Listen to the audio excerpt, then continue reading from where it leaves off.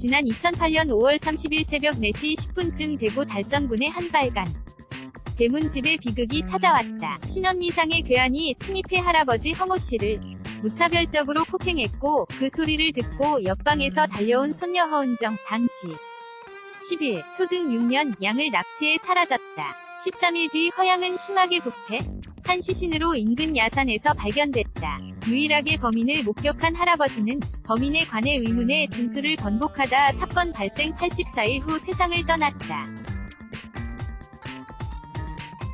18일 방송된 SBS 그것이 알고 싶다에서는 납치 살인사건을 재구성 하고 가족과 주변인들의 증언, 전문가 분석을 바탕으로 남겨진 미스터리를 추적했다. 범인은 폭력전과 있는 면식범 전문가들은 할아버지를 폭행하고 허양을 데리고 간 범인이 2명 혹은 그 이상이고 허양과도 이전해야 알고 있던 면식범이며 폭력 전과가 있을 것이라고 분석했다. 이호 전북대법 의학교실 교수는 허양의 경우 작은 망치나 파이프와 같은 단단하고 휴대가 가능한 흉기에 맞아 사망했다며 할아버지는 흉기를 사용하지 않고 주먹에 맞았다. 손녀의 범행 도구와 서로 맞지 않는다고 말했다. 범죄 심리전 문가 표창원 더불어민주당 의원은 목격자인 손녀가 범인의 신분을 알 경우 손녀를 그냥 둘 수 없는 상황이 된 것이라며 할아버지를 혼내주려는 목적이었으나 이를 손녀에게 들키자 범인이 허양을 납치한 것이라고 봤다.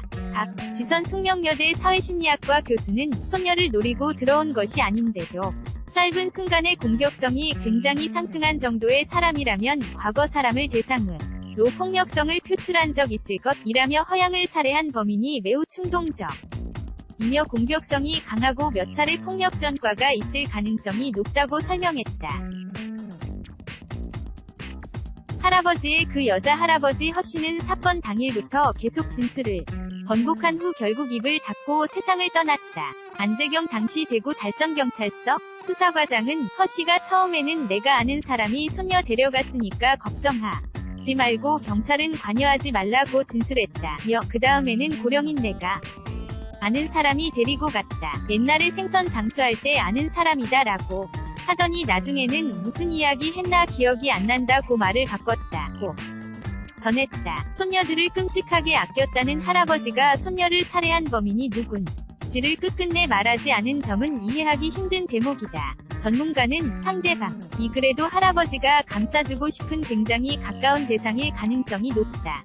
고 봤다. 제작진은 수사기록 중 그 여자에 주목했다. 수사기록에 따르면 사건 발생 하루 뒤 할아버지 허 씨는 가족들에게 그 여자에게 사과하면 아이를 줄 거다 라고 말했다. 그 여자로 지목된 읍내에서 식당을 운영하던 박 사장은 그러나 나에게 불똥이 튀었다.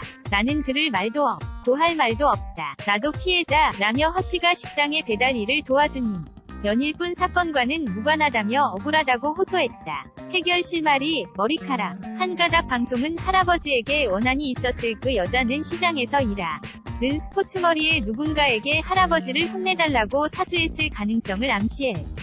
마을 지리를 잘 알고 있던 범인은 당시 마을에 살거나 예전에 이곳에 살았던 사람으로 폭력 전과가 있을 가능성이 높다. 미궁에 빠진 사건이지만 모발 1점이라는 사건 해결의 실마리가 남아있었다.